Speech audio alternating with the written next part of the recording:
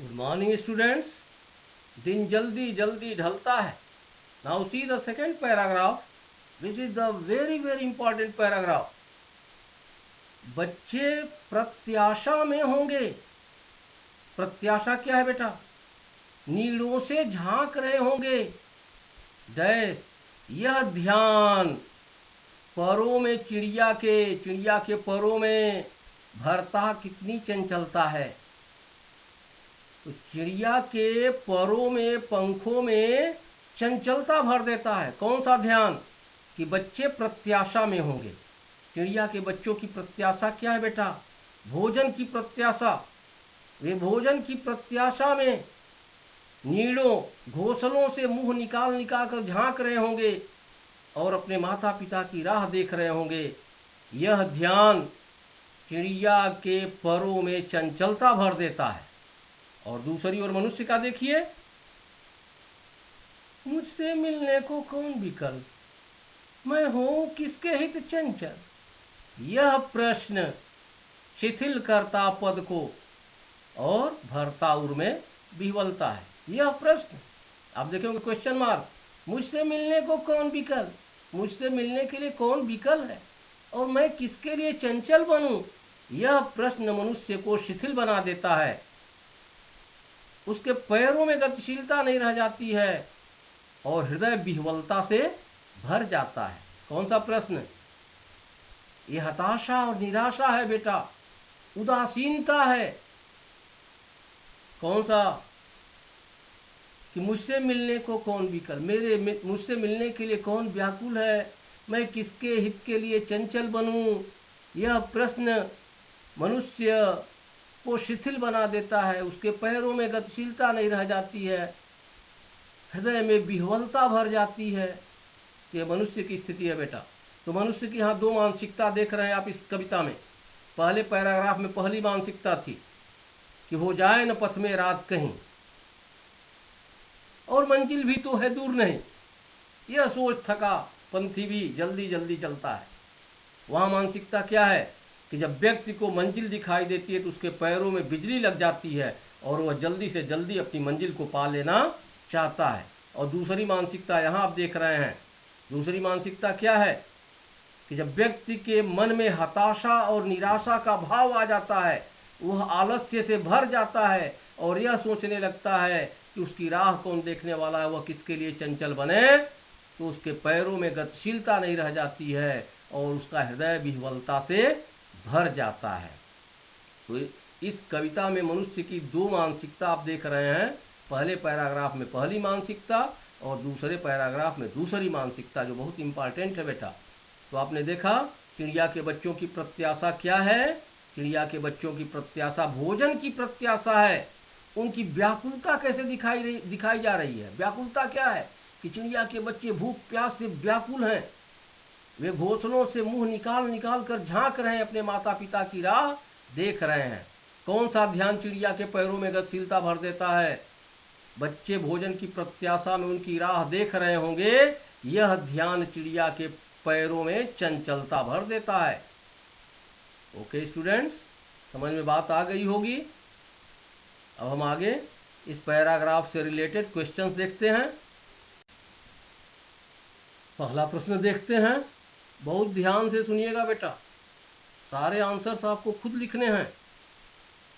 पहला प्रश्न है, दिन ढलते समय पक्षियों की द्रुत गति मतलब तेज गति का कारण कवि क्या मानता है? आप देख लिए होंगे बच्चों के भोजन की प्रत्याशा, उनका ध्यान, उनकी चिंता। तो दिन ढलते समय पक्षियों की द्रुत गति का कारण उनके मन में अपने बच्चों का ध्यान है, कामा चिंता है। वे सोचते हैं कि भोजन की प्रत्याशा में उनके बच्चे घोंसलों से मुंह निकाल निकाल कर उनकी राह देख रहे होंगे। क्लियर? तो दिन ढलते समय पक्षियों की द्रुत गति का कारण उन्हें अपने बच्चों का ध्यान है, उनकी चिंता है। वे सोचते हैं कि भोजन की प्रत्याशा में उनके बच्चे घोंसलों से मुंह निकाल निकाल कर झांक रहे होंगे और उनकी राह देख रहे होंगे। दूसरा क्वेश्चन, मनुष्य को घर लौटने की जल्दी नहीं दिखाई पड़ती है, क्यों? क्यों? क्योंकि वही सोचना कि मैं किसके लिए चंचल बनूं, मेरी राह देखने वाला कौन है, यह हताशा एवं निराशा का भाव। तो मनुष्य को, आदमी को घर लौटने की जल्दी नहीं दिखाई पड़ती है, इसका कारण उसके मन में व्याप्त हताशा और निराशा का भाव है। वह सोचता है कि उसकी राह देखने वाला कोई नहीं है, वह किसके लिए चंचल बने। क्लियर? बच्चों की प्रत्याशा क्या हो सकती है? चिड़िया के बच्चों की प्रत्याशा क्या हो सकती है? Very clear. चिड़िया के बच्चों की प्रत्याशा भोजन की आशा है। उनकी व्याकुलता कैसे व्यक्त की गई है? भोजन या भूख प्यास से व्याकुल, भूख प्यास से व्याकुल चिड़िया के बच्चे घोंसलों से मुंह निकाल निकाल कर झांक रहे हैं और अपने माता पिता के आने की राह देख रहे हैं। तो बच्चों की प्रत्याशा भोजन की आशा है। चिड़िया के बच्चे भूख प्यास से व्याकुल हैं, वह घोंसलों से मुंह निकाल निकाल कर झांक रहे हैं और अपने माता पिता के आने की राह देख रहे हैं। नेक्स्ट क्वेश्चन, भाव स्पष्ट कीजिए। प्रश्न के रूप में भी इसको पूछा जा सकता है कि कौन सा प्रश्न मनुष्य को गति शून्य कर देता है, या किस प्रश्न से मनुष्य के पैरों में गतिशीलता नहीं रह जाती है और हृदय विह्वलता से भर जाता है। वही यहाँ पंक्तियों का भाव स्पष्ट करना है। यह प्रश्न शिथिल करता पग को। कौन सा प्रश्न? हताशा और निराशा वाला वही प्रश्न कि कौन मेरी राह देखने वाला है, किसके लिए मैं चंचल बनूं। यह प्रश्न मनुष्य को शिथिल कर देता है, यानी उसके पैरों में गतिशीलता नहीं रह जाती है और हृदय विह्वलता से भर जाता है। भाव स्पष्ट कीजिए। यह प्रश्न कैसे लिखेंगे? जब मनुष्य का मन हताशा एवं निराशा से भर जाता है और वह यह सोचता है कि उसकी राह देखने वाला कोई नहीं है, वह किसके लिए चंचल बने, तो उसके पैरों में गतिशीलता नहीं रह जाती है और हृदय विह्वलता से भर जाता है। ठीक है बेटा, इसको प्रश्न के रूप में भी बनाएगा तो भी यही आंसर होगा। ठीक, ओके स्टूडेंट्स, सारे क्वेश्चन आप लिख लेंगे।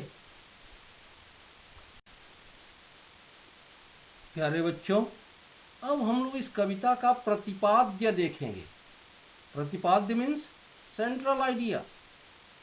संदेश भी आप समझ सकते हैं, प्रेरणा भी समझ सकते हैं कि कविता क्या संदेश देती है। तो बेटा पहले ही मैंने बताया था आपको मुख्य भाव सौंदर्य में कि दिन जल्दी जल्दी ढलता है। कविता समय की गतिशीलता और क्षिप्रता को प्रतिपादित करती है। इस कविता में आपने सूरज और चिड़िया को देखा, दोनों जागरूक हैं, दोनों में गतिशीलता है। सूरज जल्दी जल्दी ढलता है ताकि गंतव्य तक पहुंचने से पहले कहीं रात न हो जाए, और चिड़िया जल्दी जल्दी उड़ती है क्योंकि उसे अपने बच्चों का ध्यान है, उनकी चिंता है कि बच्चे भोजन की प्रत्याशा में उसकी राह देख रहे होंगे। तो यहाँ दो माध्यम है बेटा, सूरज और चिड़िया के माध्यम से जीवन में हमेशा गतिशील बने रहने और समय रहते मंजिल को पा लेने का संदेश दिया गया। मंजिल को पाने का संदेश तो मुख्य बताया गया है कि हताशा और निराशा का भाव आदमी को निष्क्रिय बना देता है, उसके पैरों में गतिशीलता नहीं रह जाती है, उर विह्वलता से भर जाता है। ये मनुष्य को हताश और निराश नहीं होना चाहिए। मंजिल पाने के लिए हमेशा जागरूक रहना चाहिए। जागरूकता बहुत जरूरी है। यह इस कविता का बेटा मुख्य भाव है, प्रतिपाद्य है, संदेश है, प्रेरणा है, जिष्ट है। अब आप समझ गए होंगे बेटा, इसको आप लोग लिख लीजिएगा। बहुत अच्छा क्वेश्चन है, सारे क्वेश्चन आप लिखते चलेंगे और तैयार करते चलेंगे बेटा। आप समझदार हैं, कभी भी कॉपी आपकी चेक हो सकती है, इसलिए काम अपडेट रहना चाहिए। ओके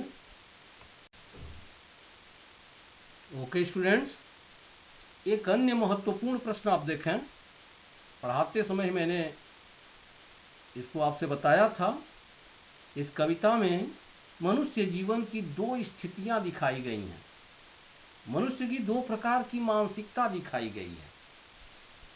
थीम बेस्ड क्वेश्चन बेटा, पूछा जा सकता है, बहुत इंपॉर्टेंट क्वेश्चन है। मैंने बताया था कि दिन जल्दी जल्दी ढलता है कविता में मनुष्य जीवन की दो स्थितियों या मानसिकता का उल्लेख हुआ है। वे इस प्रकार हैं।